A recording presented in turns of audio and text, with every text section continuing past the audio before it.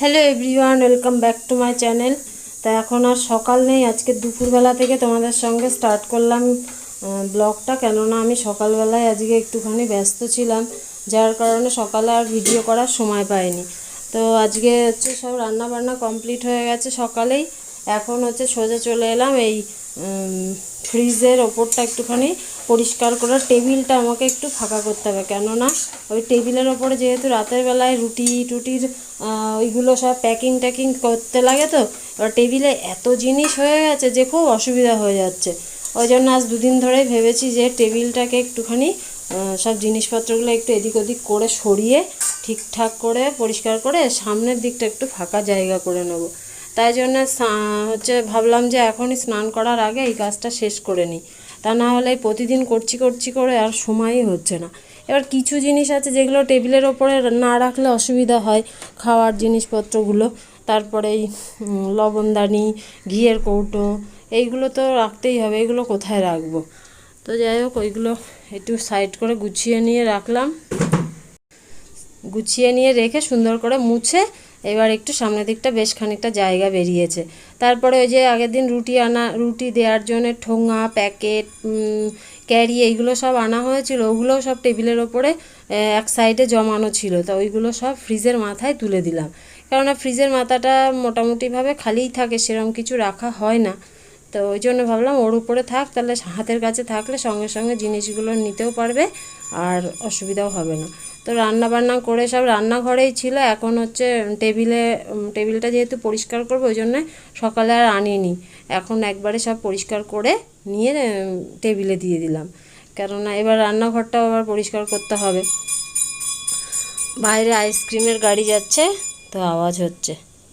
তো এবার হচ্ছে এই চাদর টাদরগুলো ভাঁজ করে নিই। বিছানা টিছানা গোছানো হয়নি এখনও, তো ওই কাজগুলোই আগে করলাম।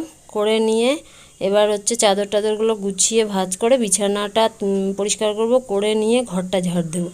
ঘর ঝাড় দিয়ে যাব জামা কাপড় ভিজাতে, কেননা কিছু জামা প্যান্ট আজকে এগুলো ভিজানোই ছিল, কাচবো, ভুলভাল বকছি আমি।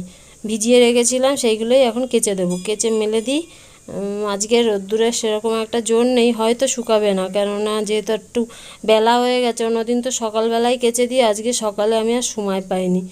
আসলে ঘুম থেকে উঠতে একটু লেট হয়ে গেছিলো, যেহেতু এই রাতের বেলায় এত খাটাখাটনি হয়ে যাচ্ছে, তো যার কারণে একটু এদিক ওদিক হয়ে যাচ্ছে।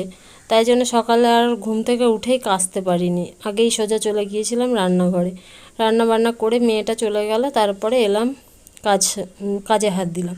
ওই জন্য আর সকালে কাচা হয়নি। তো কালকে এই একটা এই মেয়ের হচ্ছে ড্রেসের ব্লাউজটা ছিল ভেজানো, ওটা দিয়ে রং উঠে দাদা সাদা গেঞ্জিতে আমার হচ্ছে ওই আকাশি কালারের ওই যে কুর্তিটাতে সব রং লেগে গেছে। তারপর স্নান করে ঠাকুরকে পুজো টুজো দেওয়া হয়ে গেছে। আজ অনেক দিন পরে সাদা ফুল দিয়ে পুজো দিয়েছি, খুব সুন্দর লাগছে দেখতে।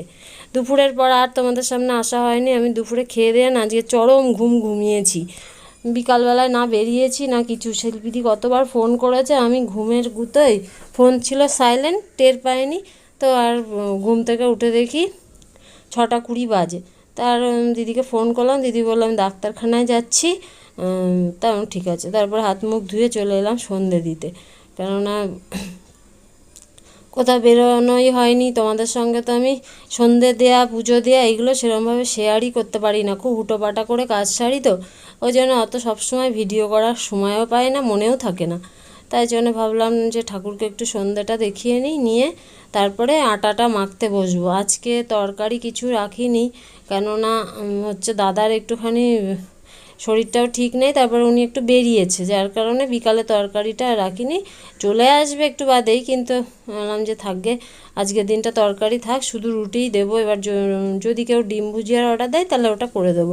ওটা তো ঘরে ইনস্ট্যান্ট থাকেই সব জিনিসপত্র, টুক করে একটুখানি পেঁয়াজ লঙ্কা টমেটো কেটে নিলেই হয়ে যায়। তো সব কিছু সেরে রুটি মুটি সব করা হয়ে গেছে। এখন 10টা বাজে। তো মেয়ে বলেছে আজকে খাবার নিয়ে আসবে, সেই জন্য আর রাতের বেলায় আমাদের জন্য রুটি করিনি। দাদা ভাত খাবে রাতে, আজকে ভাত রয়ে গেছে অনেকগুলো। তো উনি বললো যে ভাত খাবে, মেয়ে বলেছে লাচ্ছা পরোটা নিয়ে আসবে। তা আমি ওই জন্য আর রান্না আমাদের জন্য নেই, সব রুটি চলে গেছে। অর্ডারের রুটি যেগুলো ছিল সব কমপ্লিট করে এইবার আমি রান্নাঘরটা পরিষ্কার করে নিচ্ছি। আর মানে চারিদিকেই আটার গুঁড়ো পড়ে একেবারে রান্নাঘরের মেজে ফেজে দিয়ে বিচ্ছিরি হয়ে থাকে। তো এই রাতের বেলা এগুলো সব পরিষ্কার করে না রাখলে খুব অসুবিধা হয়ে যায়। তারপরে ভাবলাম যে যখন একটু সময় আছে হাতে, ওই র্যাকের নিচটাতে না অনেকগুলো জিনিস জমেছিল, তা 2-3 দিন ধরে পরিষ্কার করা হচ্ছে না, ওই জন্য ভাবলাম তাহলে এই তলাটা একটুখানি মুছে নিই। ঠিক আছে, আটা ঢুকে গেছে সব জায়গায়, আটা রান্নাঘরে। আসলে এত রুটি তো কখনো হয়নি, যার কারণে চারিদিক দিয়ে আটা গুঁড়ো গুঁড়ো গিয়ে এইগুলোতে আটকে গেছে। আর রোজ মোছার সময়ও পায় না, তা আজকে ভাবলাম সময় যখন আছে এইগুলো একটু পরিষ্কার করে জায়গাটা একটুখানি ক্লিন করে নিলাম। তো যাই হোক, এক্ষুনি মেয়ে চলে আসবে, মেয়ে এলেই খেয়ে নেব, তারপরে ঘুম। বাড়িতে রুটি আমি লোককে বানিয়ে সাপ্লাই দিচ্ছি। আর এই যে আমাকে বললো কি যে আমার লাচ্ছা পরোটা খাবা, তা আমি বললাম হ্যাঁ খাবো, দিয়ে আমার জন্য লাচ্ছা পরোটা নিয়ে এসেছে। এই যে দোকানের এই রুটি আর তড়কা। কিছু আপনি বলবেন যে আপনি কেন লাচ্ছা পরোটাটা আনতে পারেননি? রাত্রির 11টার সময় বেরোলে কি আর কোনো দোকান খোলা থাকে? এখন আমাকে এই দোকানের রুটি খেতে হবে। আর আমি আজকে 50টা রুটি সেল করেছি। খাওয়া দাওয়া সব কমপ্লিট হয়ে গেছে, তো আজকের মতন ব্লগটাও এখানে শেষ করছি। আজকে রাত হয়ে গেছে অনেকটা, প্রায় 11টা 25 বাজে। আসলে মেয়েরা যে ছুটি হতে লেট হয়েছিল, তো ওই জন্য ওর জন্য বসে থেকে তারপরে বাড়ি এলো 11টার সময়। তো খেয়ে দিয়ে উঠলাম, উঠে এখন হচ্ছে ও গেছে মুখ ধুতে, ওর নাকে তেলটা লাগিয়ে দিয়ে শুয়ে পড়বো। আজকে আর ভাল লাগছে, রোজই একই কথা বলি আমি, ভাল লাগছে না। আসলে এত খাটনির অভ্যাস নেই, তো একটু তো খাটনি হয়ে যাচ্ছেই, একটু না অনেকটাই হয়ে যাচ্ছে। মানে একটা না সন্ধ্যে থেকে একেবারে রাত্রি 10টা 10:30 অবধি আমি গ্যাসের সামনে।